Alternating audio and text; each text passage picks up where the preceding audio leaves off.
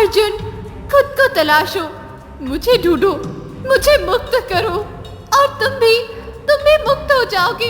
और दूसरी जगह घने जंगल में एक नवजात शिशु के रूप में प्रकट हुआ। कि बचा हुआ जल तुम पी लो।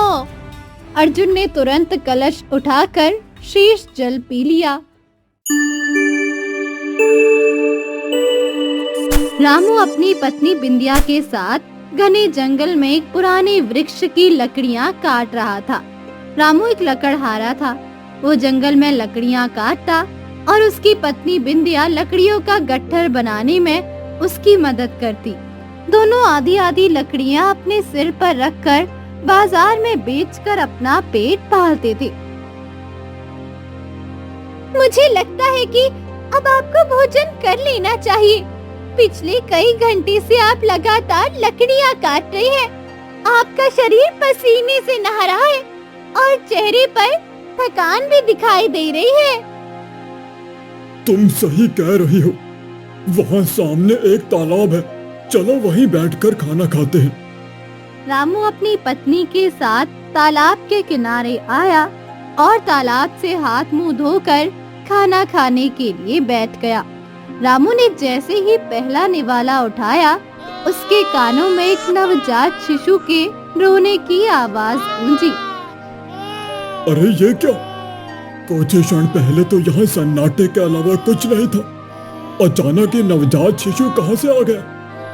हो सकता है किसी ने इस बच्चे को यहाँ छोड़ दिया हो और हमारी नजर पहले उस पर ना पड़ी हो। अब जब ये रोया तो ध्यान चला गया। रामू गहरी सोच में डूब गया। उसने नवजात शिशु को उठाया। शिशु को उठाते ही उसके मन में एक पिता का प्रेम उमड़ आया। जो भी हुआ हो, पर अब ये हमारा पुत्र होगा। आप क्या कह रहे हैं? कहीं इसके माँ बाप आ गए तो वे तो समझेंगे कि हमने उनका बच्चा चुरा लिया है। भला सोचो, कौन से माता पिता अपने बच्चे को इस घने जंगल में छोड़कर जाएंगे? मुझे नहीं पता ये बच्चा किसका है और ना ही मैं जानना चाहता हूँ। मैं इतना जानता हूँ कि हमारे विवाह को 10 वर्ष हो चुके हैं, पर अब तक हम संतान के सुख से वंचित हैं। शायद ईश्वर ने ये बच्चा हमें भेंट में दिया है। आज से इसका नाम अर्जुन होगा। रामू मुस्कुराते हुए अपनी पत्नी के साथ उस बच्चे को लेकर गांव लौट आया। समय ऐसे ही बीतता गया। अर्जुन रामू और बिंदिया की छत्र छाया में बड़ा होने लगा। 15 वर्ष बीत गए। एक दिन अचानक रामू और बिंदिया बीमार पड़ गए और संसार से चले गए। अर्जुन अपने माता पिता के शव को देखकर फूट फूट कर रोने लगा। रो मत बेटा, संसार का यही नियम है, जो आता है वो जाता है। कुछ देर बाद गांव वालों ने मिलकर रामू और बिंदिया का अंतिम संस्कार किया। अब अर्जुन अकेला रह गया था। कुछ दिन तक गांव वाले अर्जुन का ख्याल रखते रहे, उसे खाना देते रहे, लेकिन धीरे धीरे सब ऐसे हो गए जैसे अर्जुन को जानते ही न हो। एक दिन अर्जुन भूख से बेहाल था। उसकी आंखों में आंसू थे। तभी उसकी नजर दीवार पर टंगी कुल्हाड़ी पर पड़ी। अब मैं किसी के घर जाकर खाना नहीं मांगूंगा, खुद लकड़ियां काटूंगा और खुद कमाऊंगा। इतना कहकर अर्जुन ने कुल्हाड़ी उठाई और जंगल की ओर चल पड़ा। उसी दिन से वो लकड़ियां काटने लगा और उन्हें बाजार में बेचकर अपना पेट पालने लगा। 5 वर्ष ऐसे ही बीत गए। एक दिन अर्जुन जंगल से लकड़ियां काटकर गट्ठर बनाकर बाजार जा रहा था कि अचानक तेज आंधी चलने लगी। उसके सिर पर रखी लकड़ियों का गट्ठर हवा में उड़कर बहुत दूर जा गिरा। कुछ ही देर में तूफान थम गया। अर्जुन, तुमने सर पर लकड़ियों का गट्ठर रखा था। देखो, हम वो सबके सिर पर है, लेकिन तुम्हारा ही उड़ गया। जानते हो क्यों? क्योंकि तुम्हारे ग्रहों की दशा जो खराब है। तुम्हारी किस्मत ही फूटी हुई है। अर्जुन के चेहरे पर निराशा छा गई। कुछ समय से जब भी वो लकड़ियां काटता, वे बाजार तक पहुंचने से पहले ही नष्ट हो जाती। कभी पैर फिसल जाता, कभी आंधी सब उड़ा ले जाती। अर्जुन चुपचाप मुंह लटकाए घर लौट आया और भूखा सो गया। अगले दिन अर्जुन फिर कुल्हाड़ी उठाकर जंगल चला गया। उसने सारा दिन मेहनत की, लकड़ियां काटी और गट्ठर बांधा। वो बाजार निकलने ही वाला था कि अचानक जोरदार बारिश शुरू हो गई। हे भगवान, अगर बारिश में लकड़ियां भीग गई तो बहुत दिक्कत हो जाएगी। क्या करूं? एक काम करता हूं, किसी घने वृक्ष के नीचे खड़ा हो जाता हूं और बारिश रुकने का इंतजार करता हूं। अर्जुन घने वृक्ष के नीचे खड़ा हो गया, लेकिन काफी देर तक बारिश नहीं रुकी। भूख के मारे उसका हाल बेहाल हो गया। आखिर वो भीगते हुए ही गांव की बाजार की ओर चल पड़ा। अर्जुन बारिश में भीगते हुए जैसे तैसे अपनी लकड़ियां लेकर बाजार पहुंचा। लकड़ियां पूरी तरह गीली हो चुकी थी। वहां दूसरे लकड़हारे पहले से मौजूद थे। अरे अर्जुन, बारिश में तो हम भी भीग कर आए हैं, पर देखो हमारी लकड़ियां उतनी गीली तो हुई नहीं जितनी तुम्हारी हुई है। अरे अर्जुन की बात ही अलग है, ये हमारे गांव का सबसे मनहूस आदमी है। अरे बिल्कुल सही कहा है तुमने। अरे मुझे तो डर लगता है, अरे कहीं इसकी मनहूसियत का साया हम पर भी न पड़ जाए भाई। तीनों लकड़हारे जोर जोर से हंसने लगे। अर्जुन का चेहरा निराशा से भर गया। उसके चेहरे पर भूख साफ झलक रही थी, पर किसी को उसकी चिंता नहीं थी। उसी समय एक ग्राहक अर्जुन के पास आया। ये लकड़ियां मुझे बेचोगे? मुझे गीली लकड़ियों की आवश्यकता है। गीली लकड़ियां? लेकिन गीली लकड़ियों को तो कोई नहीं खरीदता। ज्यादा खुश मत हो। दरअसल मैं एक दवाई तैयार कर रहा हूँ जिसमें मुझे बारिश में भीगी लकड़ियों की जरूरत है। तुम्हारी लकड़ियां देखकर ही मैं तुम्हारे पास आया हूँ। बोलो कितना में बेचोगे? ये पूरी लकड़ियां मैं 20 सिक्कों में बेच दूंगा। पागल हो गए हो क्या? 2 सिक्कों से ज्यादा नहीं दूंगा। अर्जुन गहरी सोच में डूब गया। अगर उसने मना किया तो शायद फिर कोई उसकी लकड़ियां नहीं खरीदेगा। 2 सिक्कों से इतना अनाज तो आ ही सकता था कि वो एक दिन का भोजन कर सके। अर्जुन ने मजबूर होकर सौदा मान लिया। ग्राहक ने उसे 2 सिक्के दिए और सारी लकड़ियां लेकर चला गया। अर्जुन निराश होकर घर लौटा। उसने चूल्हा जलाया, सूखी रोटियां सेकी और प्याज व सूखी मिर्च के साथ खाने बैठ गया। खाते हुए उसकी आंखों में आंसू भर आए। तभी गांव का मुखिया उसके घर आ पहुंचा। अरे अर्जुन, ये क्या? तुम खाना भी खा रहे हो और रो भी रहे हो? रो नहीं तो क्या करूं मुखिया जी? जब से पैदा हुआ हूं किस्मत ने साथ नहीं दिया। 15 वर्ष का था तब माँ बाप चल बसे। 5 वर्ष से अनाथ की जिंदगी जी रहा हूं। पहले तो लकड़ियां काट कर गुजारा हो जाता था, पर अब जब भी लकड़ियां काटता हूं कुछ न कुछ ऐसा होता है कि सारी मेहनत व्यर्थ चली जाती है। कई कई दिनों तक भूखा रहना पड़ता है। मुखिया कुछ देर गहरी सोच में डूब गया। मैं तो यहाँ सिर्फ ये कहने के लिए आया था कि अब तुम्हें विवाह कर लेना चाहिए, लेकिन देख रहा हूँ कि तुम अपना ही पेट नहीं भर पा रहे, फिर अपनी पत्नी का कैसे भरोगे? इतना कहकर मुखिया वहां से चला गया। अर्जुन चुपचाप खाना खाकर गहरी सोच में डूब गया। कुछ देर बाद उसकी आंख लग गई।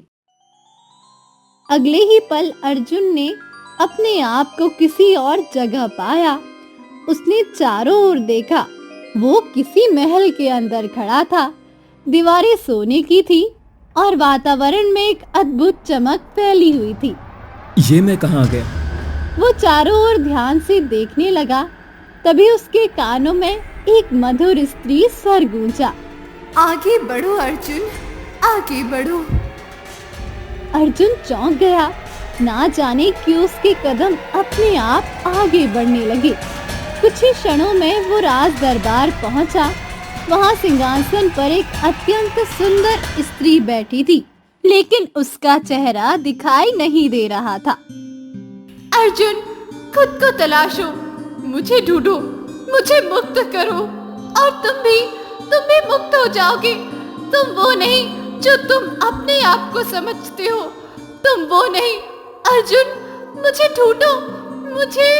अचानक अर्जुन की आंख खुल गई। उसका शरीर पसीने से तर था। कितना विचित्र सपना था। ऐसा लग रहा था जैसे मैं सचमुच वहां पर था। थोड़ी देर बाद अर्जुन फिर से गहरी नींद में सो गया, लेकिन उस दिन के बाद से वही सपना बार बार आने लगा। अर्जुन पहले ही अपनी खराब आर्थिक स्थिति से परेशान था और अब वो रहस्यमय सपना उसे भीतर से तोड़ने लगा। एक दिन अर्जुन भारी मन से जंगल से लौट रहा था। उसका चेहरा थका हुआ और चिंतित था। तभी उसकी नजर गांव के मुखिया पर पड़ी। मुखिया जी, मैं आपसे कुछ जरूरी बात करना चाहता। हाँ बोलो अर्जुन, क्या बात है? अर्जुन ने मुखिया को अपना सपना बताने लगा। मुखिया जी, वो राजकुमारी मुझे कहती है, मुझे ढूंढो, तुम वो नहीं जो तुम अपने आप को समझते हो। ये सपना मुझे बार बार आ रहा है। अर्जुन, तुम्हारा सपना बड़ा विचित्र है। मैं इसमें तुम्हारी कोई सहायता नहीं कर सकता। तभी वहाँ एक और ग्रामीण आ गया जो अर्जुन और मुखिया की बात सुन रहा था। अरे अर्जुन, तूने वो कहावत तो सुनी होगी, बिल्ली को सपने में हमेशा चूहे नजर आते हैं। तेरे साथ भी वही हाल है। तू अपना पेट तो भर नहीं सकता, ऊपर से महलों के सपने देखने लगा है। वो आदमी अर्जुन का मजाक उड़ाने लगा और थोड़ी ही देर में पूरे गांव में अर्जुन के सपने की चर्चा फैल गई। गांव के दो आदमी चौपाल पर बैठे अर्जुन का मजाक उड़ाने लगे। क्या तूने सुना? अर्जुन के सपने में कोई सोने का महल और राजकुमारियां दिखती है भाई। हाँ सुना है, उसे सब कुछ नजर आता है, बस अपनी मनुष्यत नहीं आती। अपने माँ बाप को खो दिया, गांव का सबसे गरीब लकड़हारा वही है, और अब सपने में महल भी देखने लगा है। दोनों ठहाका मारकर हंसने लगे। अगले दिन अर्जुन कुल्हाड़ी लेकर फिर से जंगल चला गया, लेकिन उसका ध्यान बार बार अपने सपने की ओर भटक रहा था। कभी कुल्हाड़ी की धार पर नजर डालता, कभी आकाश की ओर देखता। थकान से चूर होकर अर्जुन एक पुराने वृक्ष के नीचे बैठ गया। सोचा था मुखिया जी से बात करूंगा तो शायद कुछ मदद मिल जाएगी, लेकिन उल्टा सारे गांव वाले मेरे सपने का मजाक उड़ाने लगे हैं।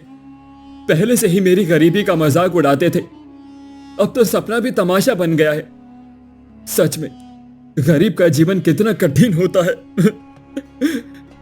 अर्जुन गहरी सोच में डूबा था कि तभी उसकी नजर सामने पड़ी।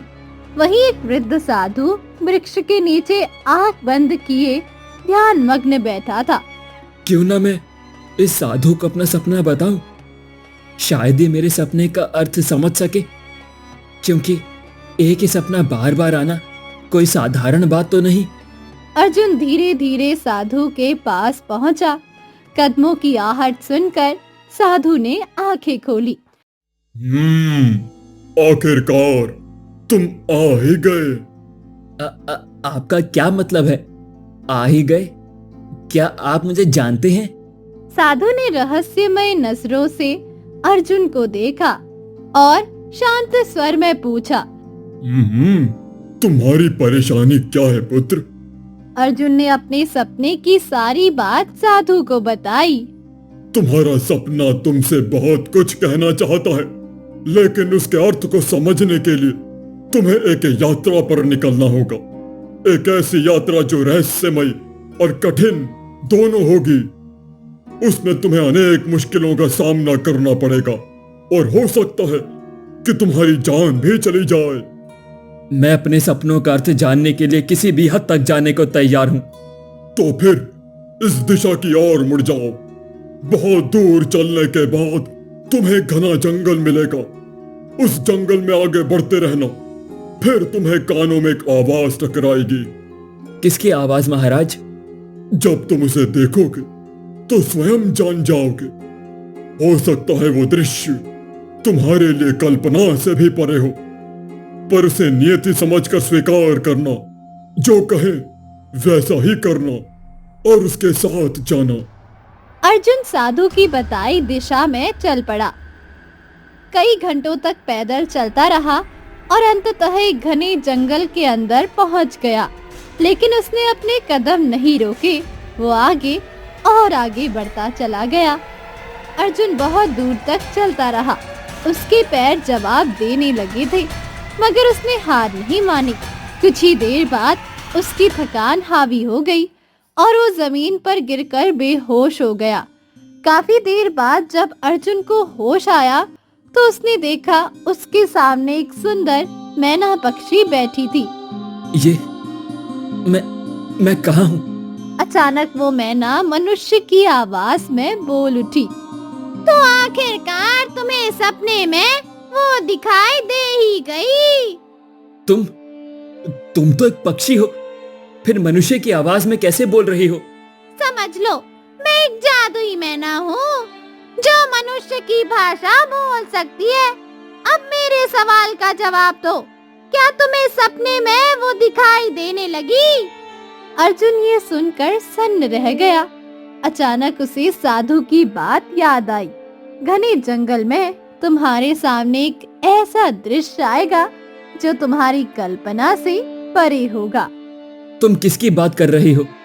वही जो तुम्हें हर रात सपनों में सुनाई देती है पर कभी दिखाई नहीं देती, राजकुमारी। क्या तुम मेरे सपनों के बारे में जानती हो?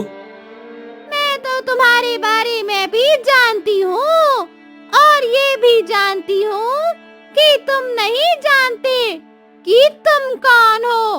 अगर सच जानना चाहते हो तो मेरी बात मानो।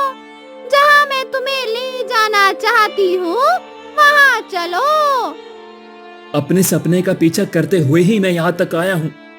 तुम जहाँ ले जाओ मैं चलने को तैयार हूँ। तो फिर चलो मेरे साथ। यहाँ से कुछ दूर एक तालाब है, वहाँ एक राक्षस का शासन है। तुम्हें उस तालाब का जल लेना होगा। उस जल से मेरे सपने का क्या संबंध है? सवाल मत करो। अगर अपने सपनों की सच्चाई जाननी है तो मेरे साथ चलो। ये कहकर मैना उड़ चली। अर्जुन उसके पीछे पीछे चलने लगा। कई घंटों की यात्रा के बाद वे एक विचित्र तालाब के पास पहुँचे जिससे सोने की किरणें निकल रही थी। अब इस जल को कलश में भरो। अर्जुन जैसे ही कलश जल में डालता है, तालाब से काला धुआं निकलता है और वो धुआं एक राक्षस का रूप ले लेता है। तेरी हिम्मत कैसे हुई मेरे तालाब से जल लेने की? अब तो वापस नहीं जा सकता। तुझे अपनी जान देकर ही यहाँ से जाना होगा। परंतु पानी लेने से पहले मेरी पहेली का उत्तर दे। पूछो अपनी पहेली। वो कौन है जो कभी बोलता नहीं फिर भी सबको सिखा जाता है, मर कर भी जीवित रहता है और सबका भविष्य दिखा देता है? उत्तर है इतिहास, जो बोलता नहीं पर सिखाता है, मरता नहीं पर हर पीढ़ी में जीवित रहता है। राक्षस की आंखों में आग भर गई। वो क्रोध से कांप उठा। अगले ही पल राक्षस का शरीर आग में जलने लगा। वो राख बन गया। अब इस तालाब का जल अपने कलश में भरो। अर्जुन ने जल भरा। चलो, अब मैं तुम्हें कुछ दिखाना चाहती हूँ। मैना अर्जुन को घने जंगलों से होते हुए एक विचित्र राज्य में ले गई। पूरा नगर सुनसान पड़ा था। सन्नाटा ऐसा कि जैसे समय थम गया हो। ये वही महल है। यही तो मैंने अपने सपनों में देखा था। पर ये नगर इतना शांत क्यों है? चलो अंदर चल कर देखो। महल के भीतर सब कुछ पत्थर का बना था। सैनिक, दासियां, यहाँ तक कि राजा का सिंहासन भी जड़ बन चुका था। अर्जुन भय और विस्मय में था। ये सब पत्थर के कैसे बन गए? कुछ देर बाद तुम सब जान जाओगे। चलो मेरे साथ। मैना अर्जुन को महल के पिछले द्वार से बाहर ले गई और जंगल की ओर बढ़ी। अब कहाँ ले जा रही हो? जिस जल को तुमने लिया है, अब उसका उपयोग करने का समय आ गया है। वे दोनों एक झोपड़ी तक पहुँचे। अंदर एक बूढ़ी औरत रोटियां बना रही थी। कौन हो तुम बेटा? मैं एक लकड़हारा हूँ, नाम अर्जुन है। अब इस कलश का जल इन्हें पिला दो। अर्जुन कलश लेकर महिला के पास गया। आप काफी देर से रोटियां बना रही हैं, थक गई होंगी, ये जल पी लीजिए। अच्छा हुआ बेटा, मुझे प्यास लगी थी।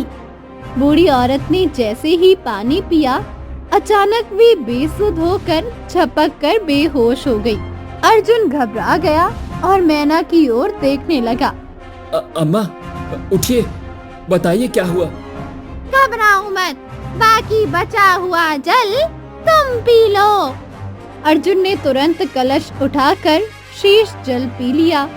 अगले ही क्षण उसे सब कुछ घूमता हुआ महसूस हुआ और वो बेहोशी की गहराइयों में उतर गया।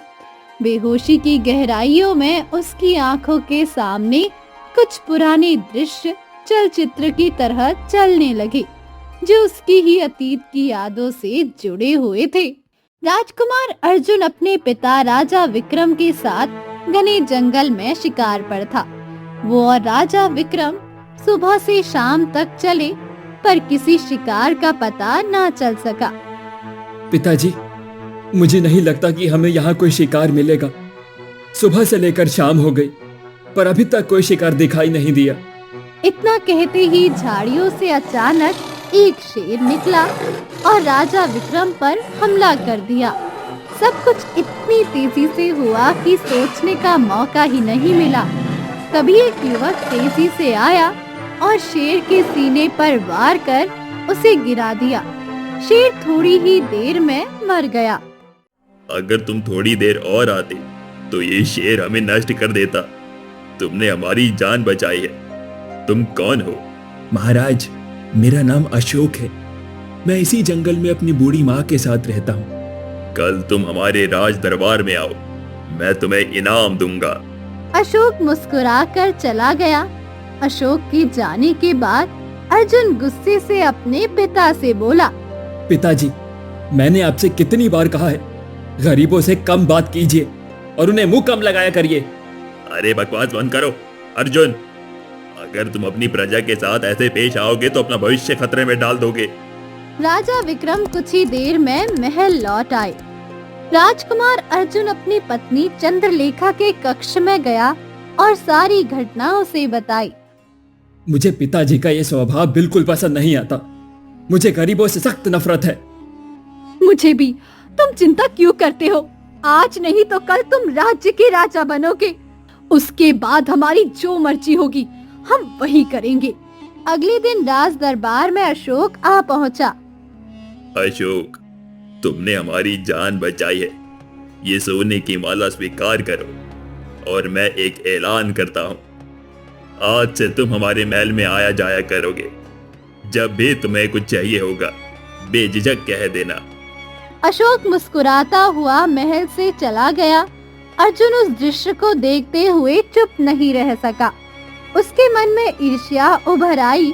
वो अपनी पत्नी चंद्रलेखा से बोला, ये अशोक कहीं भविष्य में मेरे लिए खतरा न बन जाए। अशोक झोपड़ी लौटा और अपनी माँ को राजा द्वारा दी गई सोने की माला दिखाई। अशोक वो अब महल में आने जाने लगा और उसका मान बढ़ता गया। अर्जुन इस सब पर कुछ भी कर नहीं पाया। अशोक के प्रति उसकी घृणा और भी ज्यादा गहरी होती चली गई। कुछ दिनों बाद अचानक राजा विक्रम गंभीर रूप से बीमार पड़ गए। कुछ ही दिनों के भीतर उनका देहांत हो गया। राज्य की बागडोर राजकुमार अर्जुन के हाथ आ गई। अब आप राजा बन गए हैं। अब आपकी मर्जी जो आए वो करेंगे। मंत्री जी, राज्य में जाकर ऐलान कर दीजिए कि अब से जो भी किसानों की जमीन है उन पर उनका कोई अधिकार नहीं रहेगा। वो अपनी जमीन पर जितना भी फसल उगाएं वो सारी फसल महल में देनी होगी। मैं तय करूंगा कि उन्हें कितना हिस्सा मिलना चाहिए। एक दिन राजकुमारी चंद्रलेखा अर्जुन से बोली, मुझे लगता है कि अब आपको अपने रास्ते का कांटा निकाल देना चाहिए। अशोक को भूल गए? मैं आज ही अशोक को उसके ही घर पर मार दूंगा और हमेशा के लिए उसे रास्ते से हटा दूंगा, किस्सा ही खत्म कर दूंगा उसका। और इस शुभ काम को देखने के लिए मैं भी आपके साथ चलूंगी। थोड़ी देर बाद राजकुमारी चंद्रलेखा और अर्जुन अशोक की झोपड़ी पर पहुंच गए। अशोक अपनी बूढ़ी माँ के पास बैठा था। वो अर्जुन और चंद्रलेखा को देखकर चौंक गया। अर्जुन अपनी तलवार निकालता और बड़ी तेजी से अशोक पर वार कर देता है। अशोक सीने पर गंभीर आघात होकर जमीन पर गिर जाता है। मेरे बच्चे का क्या कसूर था? आखिर तुमने उसे क्यों मारा?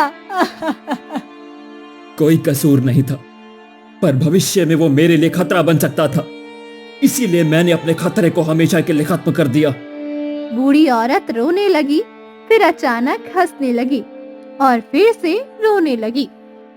लगता है ये बुढ़िया पागल हो गई है। तभी वहाँ पर एक साधु आ पहुँचा। तुमने प्रजा पर अत्याचार की सीमा पार कर दी है और तुमने एक बूढ़ी माँ के सामने उसके बेटे की हत्या कर दी। कभी सोचा है कि अब ये बूढ़ी औरत क्या करेगी? तुमने उसका इकलौता सहारा छीना है। यहाँ से चला जा, वरना यही तलवार तेरी गर्दन में भी चला दूंगा मैं। तुमने मुझे साधारण साधु समझा है क्या? तूने अत्याचार की सीमा पार की है। मैं तुझे एक ऐसा अनोखा श्राप दूंगा जिसकी तूने कल्पना भी नहीं की होगी, और अपनी पत्नी को मैना पक्षी बनते हुए तो अपनी आंखों से देखेगा। अगले ही पल राजकुमारी चंद्रलेखा एक मैना पक्षी में परिवर्तित हो गई। ये देखकर अर्जुन डर गया। अभी इसी क्षण से तुम्हारे महल के जितने भी वासी हैं जो तुम्हारे साथ हैं वो पत्थर बन जाएंगे। रंग बिरंगी की एक चमक फैली और राजकुमार अर्जुन के महल में जितने भी लोग थे वे सभी पत्थर में परिवर्तित होने लगे। तुझे गरीबों से बहुत नफरत थी, अब से तू भी गरीबों की तरह जिएगा। जाओ। अगले ही क्षण अर्जुन रंग बिरंगी के साथ गायब हो गया और दूसरी जगह घने जंगल में एक नवजात शिशु के रूप में प्रकट हुआ। वो अचानक रोने लगा। उसी स्थान पर रामू लकड़हारा और उसकी पत्नी बिंदिया बैठे थे, जो नवजात शिशु को देखकर चौंक गए। बड़ी विचित्र बात है, कुछ ही समय पहले यहाँ पर कोई नहीं था। खैर, जो भी हो, हम इसे पाल कर रखेंगे। आज से इसका नाम अर्जुन होगा। दूसरी ओर मैना पक्षी फूट फूट कर रोने लगी। साधु महाराज, मेरे पति कहाँ गए? मुझे मेरा असली रूप वापस ला दीजिए। तुम दोनों पति पत्नी ने घोर पाप किया है। प्रायश्चित के बिना तुम्हारी क्षमा संभव नहीं है। तुम्हारे पिता दोबारा एक शिशु के रूप में परिवर्तित हो गए हैं और अब वो एक लकड़हारे के पास है। वो गरीबी में बड़ा होगा और जवान होने तक गरीबों के साए में ही एक अनाथ की तरह पलेगा। यही उसका प्रायश्चित होगा। जिस दिन सपने में उसे तुम्हारी आवाज सुनाई देगी, नियति उसे मुझ तक खींच ले आएगी। मैं उसे घने जंगल में भेजूंगा, जहां तुम उसे मैना पक्षी के रूप में मिलोगी। उस समय अर्जुन के दिमाग में पिछली यादें नहीं होंगी। तुम्हें उसे सुनहरे तालाब के पास ले जाना होगा, जहां एक राक्षस का वास है। अर्जुन को तालाब का जल लेना होगा, फिर इसी बूढ़ी औरत के पास वापस लाना होगा जो पागल हो गई है। अर्जुन को कलश का जल उस बूढ़ी औरत को पिलाना होगा। जल पीते ही बूढ़ी औरत का मानसिक संतुलन सही हो जाएगा और अर्जुन को सब याद आ जाएगा कि वो एक राजकुमार था और उसने ये पाप किया था। अगर बूढ़ी औरत अर्जुन को क्षमा कर देगी तभी अर्जुन को माफी संभव होगी, अन्यथा उसे कभी भी क्षमा नहीं मिलेगी और तुम अपने असली रूप में भी नहीं लौट पाओगी। आज के बाद तुम हमेशा मैना पक्षी के रूप में रहोगी। तुम्हारे महल के वासी पत्थर बन चुके हैं। धीरे धीरे राज्य खाली हो जाएगा, नगर में सन्नाटा फैल जाएगा। लेकिन अगर बूढ़ी औरत ने अर्जुन को क्षमा कर दिया तो तुम अपने असली रूप में लौटोगी और महल के लोग भी सही हो जाएंगे। इतना कहकर साधु रंग बिरंगी से गायब हो गया। अर्जुन अचानक होश में आ गया और फूट फूट कर रोने लगा। बूढ़ी औरत होश में आ गई और गुस्से में बोली, मुझे सब याद आ गया है। तूने मेरे पुत्र को मारा था और वो भी बगैर किसी वजह के। अर्जुन तुरंत बूढ़ी औरत के पैरों में गिर गया। माँ, मुझे माफ कर दीजिए। मुझे अपनी गलती का एहसास हो गया है। अब मुझे पता लगा कि गरीबों के जीवन में क्या होता है। अब मुझे समझ में आया कि जिन गरीबों से मैं नफरत करता था वो कितनी बेवजह थी। अर्जुन ने वहां रखा हुआ एक चाकू उठाया और कहा, या तो मुझे क्षमा कर दीजिए या फिर मुझे जान से ही मार दीजिए। विश्वास कीजिए, अगर आप मुझे मार देंगे तो मुझे कोई आपत्ति नहीं। बस मुझे किसी भी तरह सजा दीजिए। तेरी आंखों से पश्चाताप दिख रहा है। मैं तुझे क्षमा करती हूँ। मैं कैसे जानूं कि आपने मुझे क्षमा कर दिया? मेरे बेटे को तूने मेरी आंखों के सामने मारा था। अब मेरा समय आ गया है। मेरी चिता की अग्नि को तू बेटे के रूप में देगा। इतना कहकर बूढ़ी औरत ने दम तोड़ दिया। अगले ही पल मैना पक्षी रंग बिरंगी से चंद्रलेखा में परिवर्तित हो गई। अर्जुन और चंद्रलेखा मिलकर बूढ़ी औरत का अंतिम संस्कार करते हैं। अर्जुन ने सारा जीवन गरीबों की सेवा में बिताया। उसने अपने पाप और अत्याचार को समझा और अपने अनुभव से सीख ली। उसका शासन न्यायपूर्ण, दयालु और समर्पित बन गया। इस प्रकार राजकुमार अर्जुन की यात्रा ने उसे उसके अतीत की गलती, भविष्य की जिम्मेदारी और वर्तमान में दया की महत्वता बताई और सिखाई। उसे अब समझ आ गया था कि सच्चा शक्ति केवल अपनी जनता की सेवा करने में ही है।